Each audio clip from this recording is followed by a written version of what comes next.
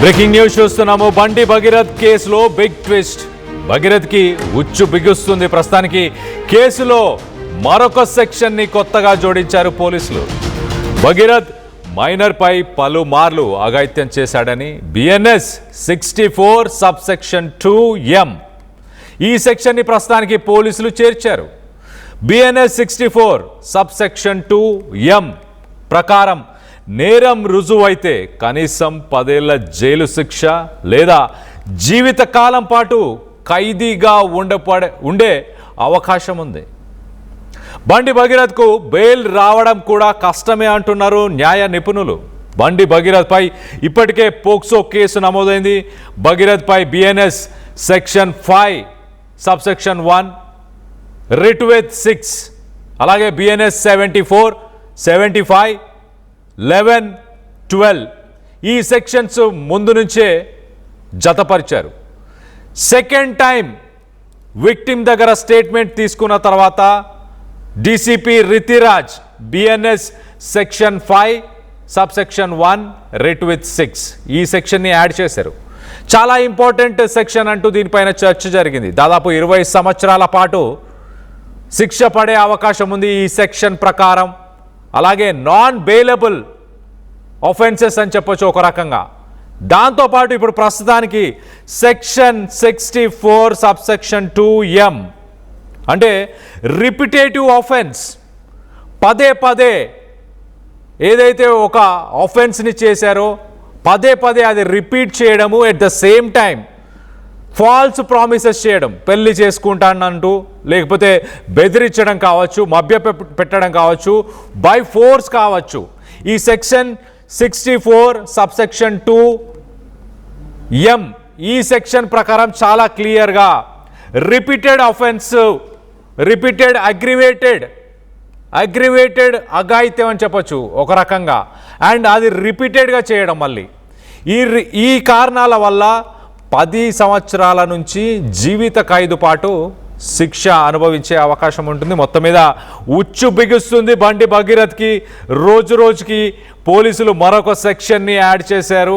మరి ప్రస్తుతానికి 2 వారాల పాటు ఇప్పుడు రిమాండ్లో ప్రస్తుతానికి చర్లపల్లి జైల్లో బండి భగీరథ్ ఉన్నాడు. దీనికి సంబంధించి మరింత అప్డేట్ తీసుకునే ప్రయత్నం చేద్దాం. ఇటు మా ప్రతినిధి ఎన్నారెడ్డి అందుబాటులో ఉన్నారు. ఇన్నారెడ్డితో మాట్లాడి తెలుసుకునే ప్రయత్నం చేద్దాం. ఇన్నారెడ్డి, చెప్పండి, అసలు కొత్తగా యాడ్ చేసిన ఈ సెక్షన్కి సంబంధించి ఎలా ఉండబోయే అవకాశం ఉంది? ఈ సెక్షన్ ఎందుకు యాడ్ చేశారు? కళ్యాణ్, మనం గమనించవచ్చు బండి భగీరథ్ సంబంధించిన వ్యవహారంలో రోజు రోజుకు కూడా కొత్త విషయాలు బయటపడటం, అంటే రెండోసారి అంటే బాధితుల దగ్గర స్టేట్మెంట్ తీసుకున్నప్పుడు అనేక అంశాలు కూడా చెప్పడం జరిగింది. దానికి సంబంధించి ఎవిడెన్స్లు దొరికిన తర్వాత ఏదైనా సరే ఒక సెక్షన్ యాడ్ ఆన్ చేయాలంటే ఆ సెక్షన్ తగ్గట్టు ఎవిడెన్స్లు ఉంటేనే ఎఫ్ఐఆర్ లో యాడ్ చేయాలి. సో ఆ నేపథ్యంలోనే ఇప్పుడు కొత్తగా బిఎన్ఎస్ 64 2M సెక్షన్ ను కూడా యాడ్ చేసినట్టు తెలుస్తా ఉంది. ఇది పలుమార్లు ఆమె మీద అత్యాచారం చేయడం, ఫాల్స్ ప్రామిస్ చేయడం, మీరు చెప్పినట్టుగా రకరకాలుగా మభ్యపెట్టడం, మైనర్ ని ఈ రకంగా మభ్యపెట్టి పలుమార్లు అత్యాచారం చేసి ఈ సెక్షన్ కూడా యాడ్ చేయడం జరుగుతూ ఉంది. మనం గమనించినట్టుగా పురుషులు మనం చూస్తే ఈ నేరం కనుక రుజువైతే దాదాపుగా 10 ఏళ్ల జైలు శిక్షతో పాటు జీవిత ఖైదు కూడా పడే అవకాశం ఉన్న నేపథ్యంలో మనం బండి భగీరథ భవిష్యత్ అనేది ఆయన చేసిన తప్పు కప్పిపుచ్చుకునే ప్రయత్నం చేసినప్పటికీ కూడా చట్టం తన పని చేసుకుంటూ పోతా ఉంది. చట్టానికి పెద్ద చిన్న అనే తేడా లేదు. ఇప్పుడున్న సెక్షన్ లో యాడ్ ఆన్ చేయడం కూడా ఇదేదో మామూలు యాడ్ చేయడం కాదు. ఇన్వెస్టిగేషన్ ప్రాసెస్ లో వెలువడుతున్న నిజాలు, దొరికిన సాక్ష్యాలు, దీని ప్రకారమే సెక్షన్ యాడ్ చేయడం జరుగుతూ ఉంది. అయితే ఇప్పుడు యాడ్ చేసిన సెక్షన్ ఏమైతే ఉందో ఖచ్చితంగా ఇది చాలా సీరియస్ సెక్షన్ అని చెప్పుకోవచ్చు.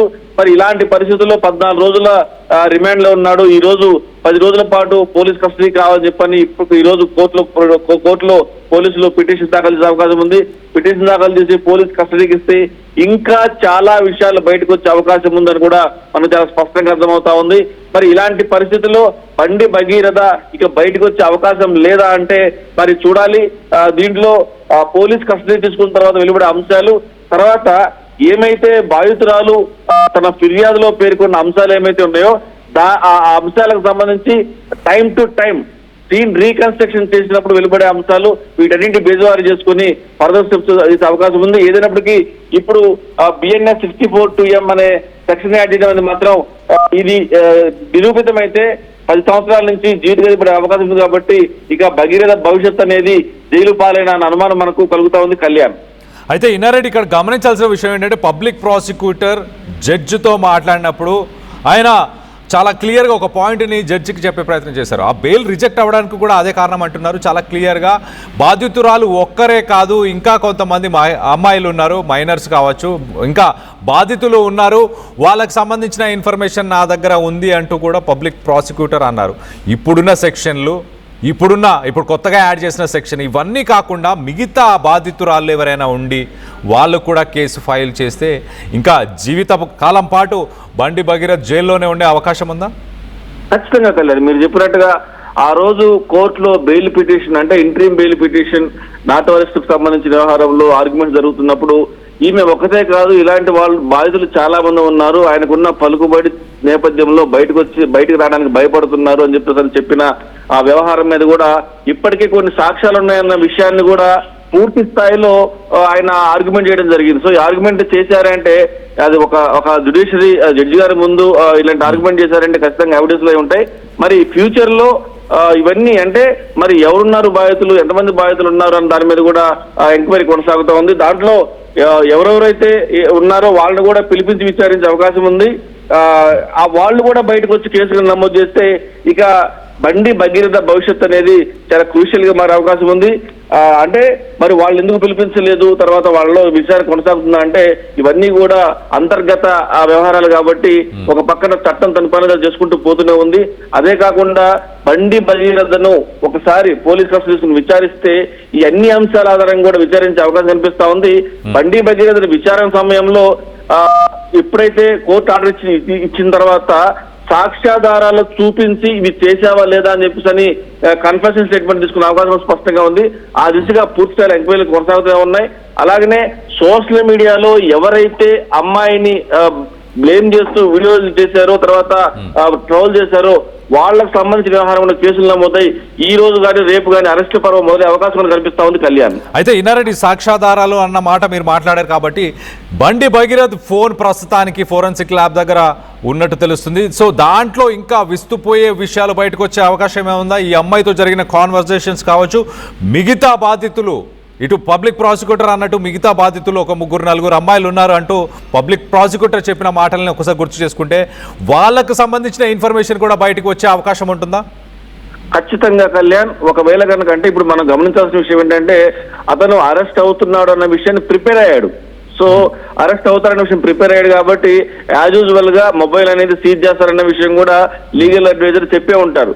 మరి ఇప్పుడు వాడే మొబైల్ అప్పుడు వాడే మొబైల్ అయినా లేకపోతే కొత్త మొబైలా, తర్వాత అప్పుడు వాడే మొబైల్ ఎక్కడుంది, ఇట్లా అంటే కొన్ని చిక్కుముళ్ళు ఉన్న ప్రశ్నలు ఉంటాయి కళ్యాణ్. ఇప్పుడు ఒక అరెస్ట్ అవడానికి వచ్చాడు అని చెప్పంటే పోలీసులు ఏం చేస్తారు, ఏం చేయబోతారు అన్న విషయాన్ని కూడా కొంత కాన్సన్ట్రేషన్ ఉంటది. ఇది కాకుండా కోర్టులో అంటే ఓపెన్ కోర్టులో పీపీ గారు స్పష్టంగా చెప్పారు కాబట్టి ఈ విషయాలు బయటకు వస్తే ఎక్కడ తాను బ్లేమ్ అవుతారని చెప్పేసి మరి ఆ మొబైల్ మార్చే అవకాశం ఉంది. మరి ఆ మొబైల్ అదేనా కాకపోతే వేరేనా చెప్పేసి దాని మీద కూడా ప్రస్తుతం ఎంక్వైరీ కొనసాగుతూ ఉంది. ఇవన్నీ ఏదున్నా ఒకవేళ మొబైల్ మార్చి ఏం చేసినా కూడా ఖచ్చితంగా పబ్లిక్ ప్రాసిక్యూటర్ గారు ఆధారాలు ఎన్ని మాట్లాడరు, ఈ ఆధారాలు ఖచ్చితంగా ఉన్నాయి. ఫర్దర్ ఎవిడెన్స్ కోసం మీరు చెప్పినట్టుగా ఆ మొబైల్ కనుక సీజ్ చేసి దాన్ని పోలీసులు పంపించారు కాబట్టి దాంట్లో చాలా కీలకమైన అంశాలు ఉండే అవకాశం ఉంది. ఇది కాకుండా ఇప్పుడు మనం ఒక మాట చెప్పుకున్నాం, మరి ప్రిపేర్డ్ గా ఉంటారు లీగల్ అడ్వైజర్లు కూడా ఆ మొబైల్ విషయంలో బయటకు వస్తాయని చెప్పేసి దాచిపెట్టే అవకాశాలు లేకపోలేదు. కాబట్టి ఖచ్చితంగా సెర్చ్ ఆపరేషన్ చేసి ఈ విషయం మీద తనిఖీలు కొనసాగే అవకాశం ఉంది.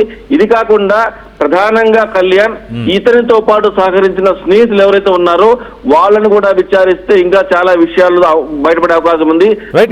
అమ్మాయిలు కూడా స్నేహితులు అంటే గతంలో మనకు తెలుసు డిసెంబర్ 31 మోయినాబాద్ లో ఉన్నప్పుడు మొత్తంగా బండి భగీరథ్ కాకుండా ఇంకొక 5 అబ్బాయిలు అంటే మొత్తంగా 6 అబ్బాయిలు 3 అమ్మాయిలు, మళ్ళీ దాంట్లో ఎంతమంది మైనర్స్ ఉన్నారో తెలియదు కానీ మొత్తానికి వాళ్ళందరూ కూడా ఆ రోజు ఇటు ఓన్లీ ఈ మైనర్ బాలిక పైనే అఘాయిత్యం జరిగిందా, మిగతా 2 అమ్మాయిలు ఉన్నారు వాళ్ళ పైన కూడా జరిగి ఉండే అవకాశం ఉందా? ఖచ్చితంగా అంటే ఈ ఇన్వెస్టిగేషన్ ప్రాసెస్ ఉంది కాబట్టి ఈ విషయం బయటపడింది కాబట్టి మనం ఓపెన్ గా చెప్పగలుగుతాం. దీని మీద పోలీస్ ఇన్వెస్టిగేషన్ కొనసాగుతా ఉంది.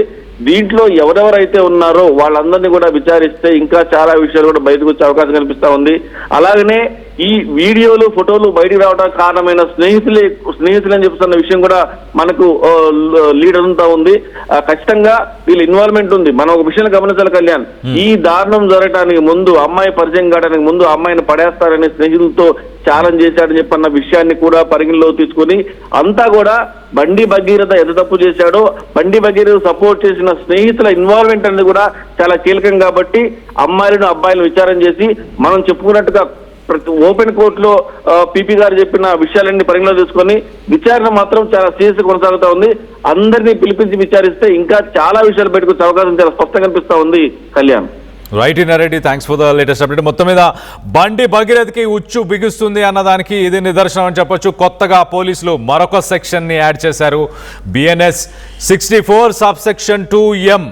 ఈ సెక్షన్ ప్రకారం రిపీటెడ్ ఆఫెన్స్, రిపీటెడ్గా అమ్మాయి పైన అఘాయిత్యం చేయడం, తనని బెదిరించడం, తనని ఫోర్స్ చేయడం, లేక తనని పెళ్లి చేసుకుంటానంటూ వాగ్దానం చేయడం, ఇలాంటివన్నీ చేస్తే ఈ సెక్షన్ని విధిస్తారు. సాధారణంగా ఈ సెక్షన్ విధిస్తే 10 సంవత్సరాలు మినిమం జైలు శిక్ష, అలాగే మ్యాక్సిమం జీవిత ఖైదీగా జీవితాంతం జైల్లో ఉండాల్సిన పరిస్థితి ఎదుర్కొనే అవకాశం ఉంటుంది.